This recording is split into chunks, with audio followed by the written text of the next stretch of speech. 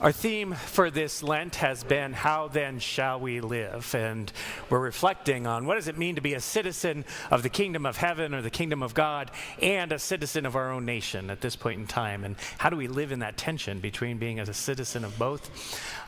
For this season, we've asked, for the next 3 Sundays, we've asked folks who are out living in the world, living their faith in the world, and why do they do what they do? What does it look like for them to live out their faith in the world?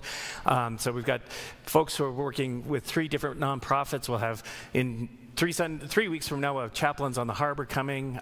2 weeks from now, we'll have a representative from Scarlet Road, which is an organization in North Kitsap that works with humans that are being trafficked in the sex trade. And so it'll be a serious conversation. Parents, heads up, just be aware. That will be a serious conversation. And then today we have Charlie Thompson, who's the executive director of Fishline. He'll tell you more about that up in Paul's Boat. Welcome, Charlie. Thank you. Longing for food, many are hungry. Longing for shelter, many are homeless. Those words couldn't be more literally true right now than ever. Thank you for having me at Grace. Now, I am not a theologian. I'm not even Episcopalian. Although the more I come here, the more I think I could be.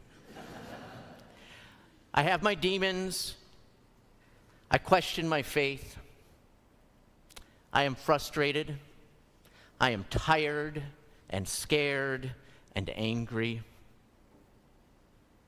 To quote Harvey Danger, I'm not sick, but I'm not well. And I am extremely grateful to have the opportunity to serve as the executive director of Fishline. Now, for those who are not familiar with Fishline, we are a comprehensive human services organization based out of Paulsbo, and we've been serving Kitsap County since 1967. We provide hunger relief to anyone through our market. We provide other services such as mental health counseling, financial assistance with rent, utilities, children's programs. We provide showers for those experiencing homelessness.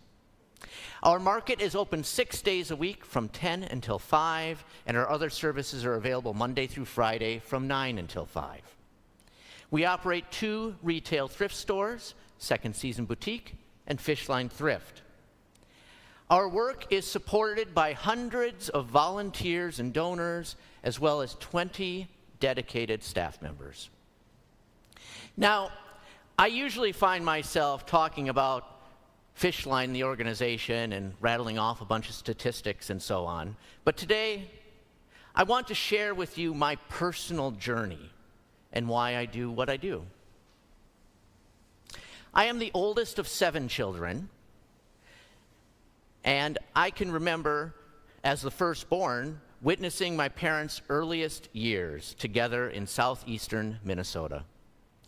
I know they struggled to put food on the table, clothes on our bodies, and presents under the tree. I remember as a child going with my mom to receive big blocks of cheese that were given away at the fire department. I remember sitting in a room waiting for her to receive food stamps, and then going to a different community to shop with this funny-looking money so our neighbors didn't know we needed them. I remember being taken out of school to go shopping for winter boots and coats that my parents did not pay for. I also know that Santa Claus exists because I received a baseball bat as a child, and they don't know where it came from. I never had to worry about lunch money because we received free lunches. As the years went by, my parents no longer needed assistance and proudly went on to buy their own home that we were all raised in.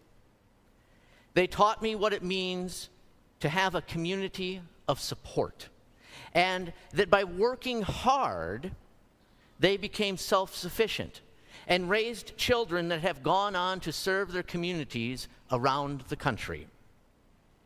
So why do I do what I do? Because I have been served by people, programs, and services. I have benefited from the generosity of others. I witnessed my parents' struggle, perseverance, and triumph. Now, I grew up, went to college in Missouri, received a BA and MA in theater, got married, and taught at a community college in Kansas. Entering my third year of teaching, I lost my wife to divorce and my job to cuts. It was the lowest point in my life.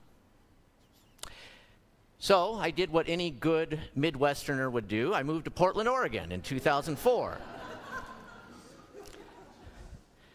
I went back to school at the University of Portland. There I met a music major who had a smile that could light up the room and the voice of an angel. I won't point her out, but she's in the room. We dated for a couple of years, and during that time, we volunteered on Friday nights at the downtown chapel of St. Vincent de Paul in downtown Portland, providing food and drink to those living on the streets. Soon, we were engaged to be married. And one day, while we were preparing to be wed, we were speaking with Father Ron at the downtown chapel.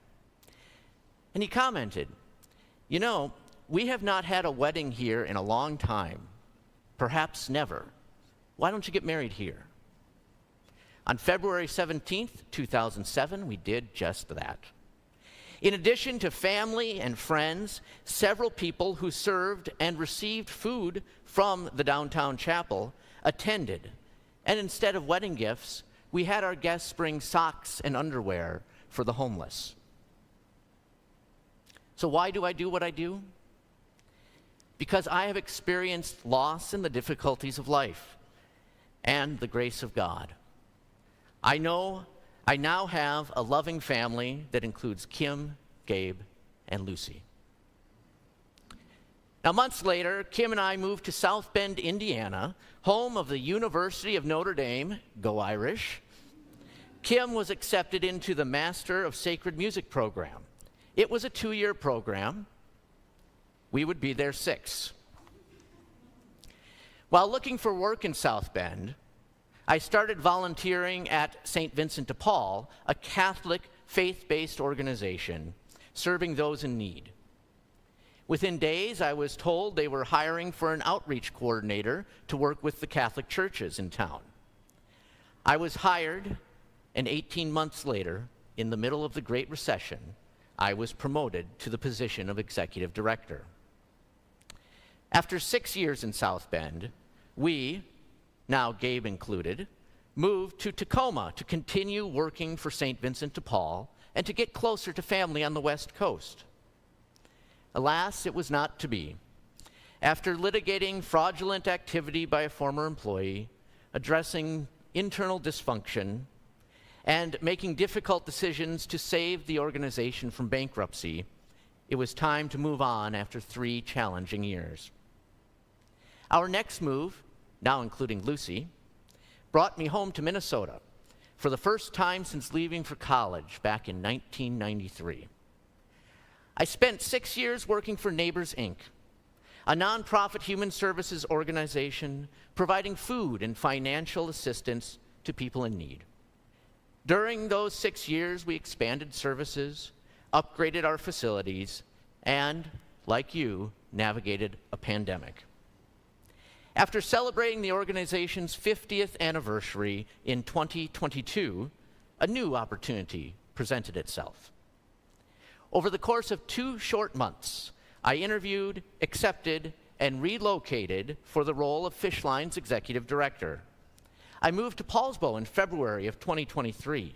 Kim and the kids joined me in June. By August, we had purchased our home. Last month marked 2 years since I started working for Fishline. So why Fishline? What drew me to Fishline was the comprehensive approach to serving the community. They provide food and wraparound services such as rent and utility assistance, funding for activity fees, a shower program, and so much, much more. They also have a culture of respect, and they mean it. All are welcome at Fishline. In addition to serving the community, Fishline is committed to fair wages for its employees. We benchmark our wages against the prevailing wages of similar positions in our region and use that information to guide the compensation we provide for the staff. That brings me to today. To say we are living through challenging times is an understatement. The cost of living, housing in particular, is out of reach for far too many people. Washington State is amid a fiscal crisis, and America is experiencing an existential one. To use a term that has perhaps become overused, people are not only weaponizing justice, they are also weaponizing the very faith we are here to celebrate at Grace. Now, I mentioned earlier that my parents received assistance when they were younger. They worked hard and became self-sufficient. Today, the people we are serving are working hard, and it's not enough. Too many people will need our services for the foreseeable future.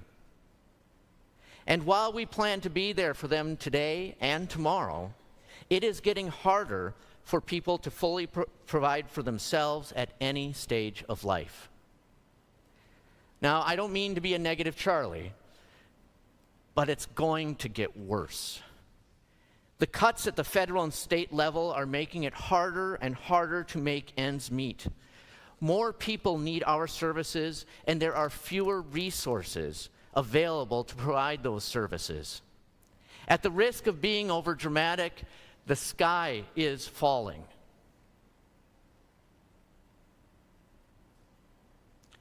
How then shall we live? With generosity, boldness, and purpose. We must be generous with our time, talent, and treasure. Fishline and organizations like it depend on the support of the communities they serve. It is this generosity that has the power to combat challenges that we are facing today. Generosity puts food on the tables of those who would go without. Generosity takes care of the stranger, providing them safe haven from those who would do them harm. Generosity says, "Give me your tired, your poor, your huddled masses yearning to be free."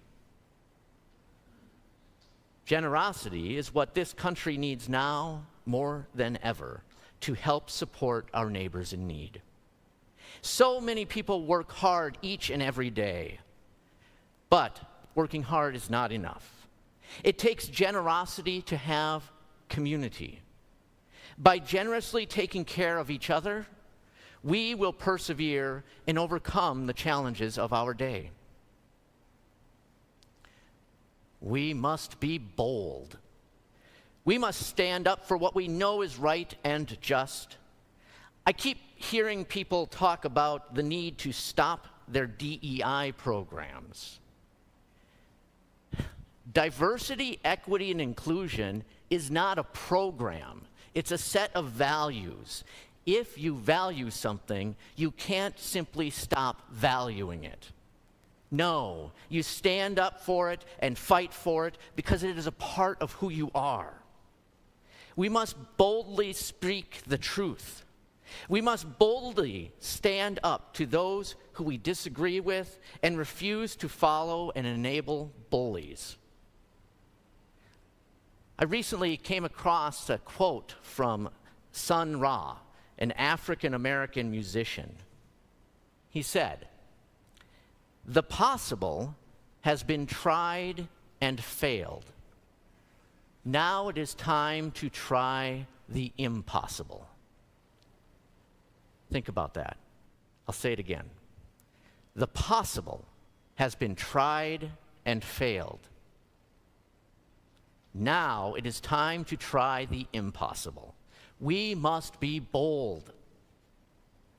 Finally, live with a purpose. I am obsessed with wanting to serve our community and make a difference. It is my purpose in life. And yet, as I said at the beginning, I am frustrated, tired, scared, and angry. Yet, living with a purpose keeps me going. The desire to coordinate resources so that people can thrive motivates me to show up each and every day and work to provide basic needs for people who would otherwise go without. That purpose was formed in me years ago when I witnessed the generosity of those who supported my family growing up.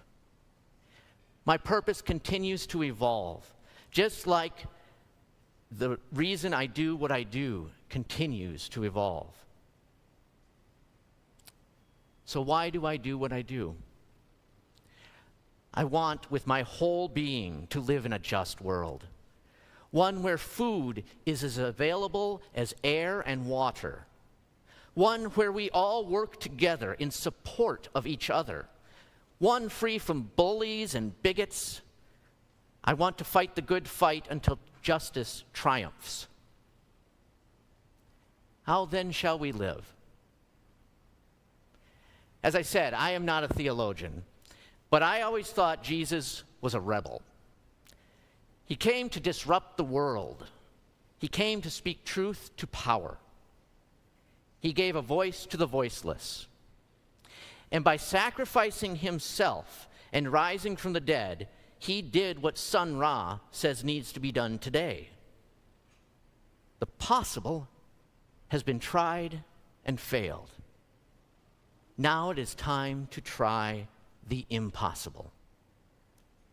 We must be generous, we must be bold, and we must live with a purpose.